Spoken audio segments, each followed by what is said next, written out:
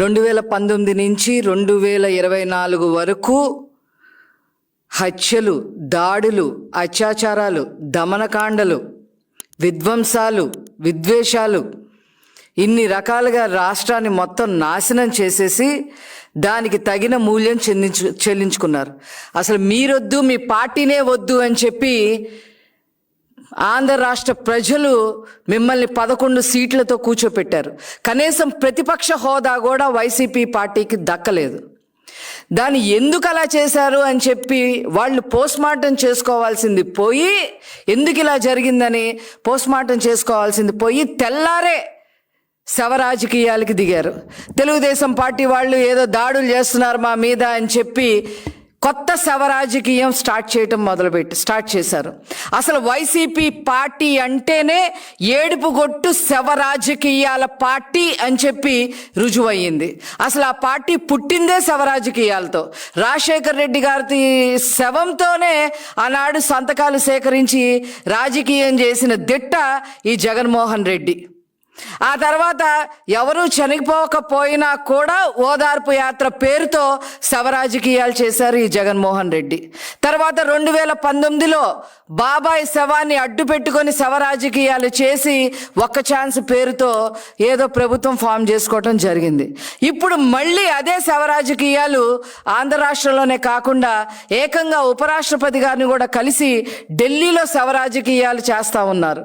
ఏదో తెలుగుదేశం పార్టీ దాడులు చేస్తుంది, మమ్మల్ని బ్రతకనివ్వటం లేదు, లా అండ్ ఆర్డర్ ప్రాబ్లం వచ్చింది అని చెప్పి లేని విషయాలు మళ్ళీ నమ్మబలికే విధంగా మాట్లాడటం నిజంగా సిగ్గుచేటైన విషయం అని చెప్పి ఈ సందర్భంగా నేను మనవి చేస్తా ఉన్నా. అసలు శవ రాజకీయాలు అంటే ఎలా ఉంటాయో మీకు చెప్తాను, దాడులంటే ఏ రకంగా ఉంటాయో చెప్తాను. మా కార్యకర్తల పైన కానీ మా పార్టీ పైన కానీ ఏ రకంగా దాడులు చేశారో వాటిని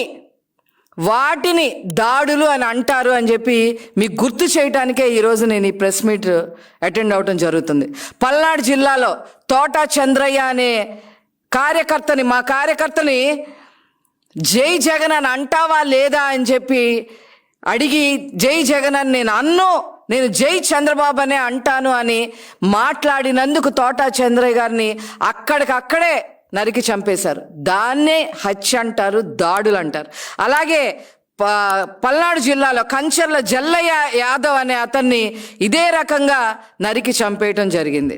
అదేవిధంగా దాచేపల్లిలో మాజీ సర్పంచ్ పరిశెట్టి అంకులు, కాపు సామాజిక వర్గానికి సంబంధించిన సర్పంచ్ని దాడి చేసి కత్తితో నరికి పొట్టలో పేగులు బయటికి వచ్చేలాగా మీరు హత్య చేశారు అనే విషయాన్ని ప్రజలందరూ కూడా గమనించారు. ఆ రకంగా వాటిని దాడి చేయటం, హత్యలు చేయటం అని అంటారని చెప్పి మీకు చెప్పదలుచుకున్నా. అలాగే అమర్నాథ్ గౌడ్ని, మా అక్కని ఏడిపించదురా బాబు అని చెప్పి నోరు తెరిసి తమ్ముడుగా అడిగినందుకు నోట్లో గుడ్డలు కుక్కి పెట్రోల్ పోసి చంపేశారే తెల్లవారుజామున, దాన్ని కక్ష రాజకీయం, దాడి చేయటం, చంపడం అనేది దాన్ని అంటారు. అదేవిధంగా ప్రకాశం జిల్లాలో ట్రాక్టర్తో హనుమాయమ్మ అనే ఒక ముసలావిడిని గుద్దించేశారు. అదేవిధంగా చంద్రబాబు నాయుడు గారి ఇంటి మీద మాజీ ముఖ్యమంత్రి వారు Z+ కేటగిరీలో ఉన్నారు, వారు ఇప్పుడు ప్రెసెంట్ ముఖ్యమంత్రిగా పనిచేస్తూ ఉన్నారు. అలాంటి చంద్రబాబు నాయుడు గారి ఇంటి మీద మీ ఎమ్మెల్యే జోగి రమేష్ని దాడికి పంపించారు మీరు. వాటిని దాడులు అని అంటారని చెప్పి ఈ సందర్భంగా తెలియజేస్తా ఉన్నా. అలాగే మా పార్టీ ఆఫీస్ పైన మీరు మధ్యాహ్నం పూట నిస్సిగ్గుగా వచ్చి దాడి చేసి మా సోషల్ మీడియా పర్సన్, ఒక చేనేత వర్గానికి సంబంధించిన వ్యక్తి బద్రి అనే అతన్ని తల పగలు కొట్టారు. ఎదురొచ్చిన వాళ్ళందరినీ, మా నాలెడ్జ్ కమిటీలో ఉన్న వాళ్ళందరినీ కూడా వాళ్ళని కూడా చితకబాదారు. దాన్ని దాడి అని చెప్పి అంటారు. అదేవిధంగా పట్టాభి గారిని ఏ రకంగా చేశారో మీకు నేను గుర్తు చేయాల్సిన పని కూడా లేదు. అలాగే అధికార పార్టీకి చెందిన ఎమ్మెల్సీ ఒక దళితుడిని చంపేసి పార్సిల్ చేశారు. దాన్ని దాడి శవ రాజకీయం అని చెప్పి అంటారు. అదేవిధంగా మాస్క్ అడిగినందుకు ఒక దళిత డాక్టర్ని పిచ్చోడు ముద్ర వేసి దాడి చేసి పిచ్చోడు ముద్ర వేసిన హీన చరిత్ర కూడా మీదే అని చెప్పి నేను చెప్తా ఉన్నా. ఓం ప్రకాష్, చిత్తూరు జిల్లా,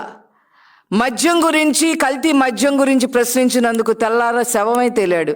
ఇంతవరకు అతను చంపారో ఆత్మహత్య చేసుకున్నారో కూడా తెలియని పరిస్థితి తీసుకొచ్చారు. అదేవిధంగా అక్రమ ఇసుక గురించి మాట్లాడినందుకు చేనేత వర్గానికి సంబంధించిన ప్రొద్దుటూరులో నందం సుబ్బయ్య అనే వ్యక్తిని రాళ్లతో దాడి చేసి నరికి చంపారు. అదేవిధంగా విజయనగరం జిల్లాలో రాజాంలో కృష్ణా మాస్టర్ గారు కేవలం వైసీపీలో చేరలేదని చెప్పి అతని దాడి చేసి కారుతో గుద్దించి చంపేశారు. అతన్ని ఆ మాస్టర్ గారిని శ్మశానానికి తీసుకెళ్తే 10,000 మంది పైగా అటెండ్ అవ్వడం జరిగింది. ప్రజలే అటెండ్ అవ్వడం జరిగింది. ఆ రకంగా దాడి చేసి చంపేశారు. ఇవన్నీ కాకుండా పోలింగ్ తర్వాత మాచర్లలో కానీ, నరసరావుపేటలో కానీ, తాడిపత్రిలో కానీ, ఇతర జిల్లాల్లో కానీ, రాయలసీమ జిల్లాల్లో కానీ ఎంత అరాచకం చేశారు మీరు, ఎంత దాడి చేశారు మా వాళ్ళ మీద. మా నోళ్ళు కట్టిచ్చేస్తూ ఉంటారు చంద్రబాబు సార్. దేనికైనా దాడి పరిష్కారం కాదు, చట్టపరంగా వెళ్ళాలి, చట్టపరంగా శిక్ష పడాలి అని చెప్పి ఎప్పుడు నూరిపోస్తూ ఉంటారు. మేము దాడులు చేశామని, మా కార్యకర్తలు దాడులు చేశారని చెప్పి శవరాజకీయాలు చేయడానికి మళ్ళీ పూనుకుంటే మాత్రం ఖబర్దార్ వైసీపీ పార్టీ అని చెప్పి ఈ సందర్భంగా నేను తెలియజేస్తున్నా. మా తెలుగుదేశం పార్టీ కార్యకర్తలు సమన్వయం పాటిస్తున్నారు. అధినాయకుడి మాటకి కట్టుబడి ఉన్నారు. కక్ష రాజకీయాలు వద్దు అని లోకేష్ గారు చెప్పిన మాటకి కట్టుబడి ఉన్నారు. ఈరోజు శవరాజకీయ దాడులు చేస్తున్నామని చెప్పి ఉపరాష్ట్రపతి గారి దగ్గరికి వెళ్ళడం ఏంటి, మీరు మెమరాండాలు ఇవ్వటం ఏంటి? తప్పుడు రాజకీయాలు చేయటం మానుకోండి అని చెప్పి ఈ సందర్భంగా తెలియజేస్తూ మరొక్కసారి వైసీపీని ఇలాంటి శవ రాజకీయాలు చెయ్యొద్దు, చేస్తే మాత్రం మామూలుగా ఉండదు, ఖబర్దార్ అని చెప్పి ఈ విషయం చెప్తూ నేను సెలవు తీసుకుంటున్నాను.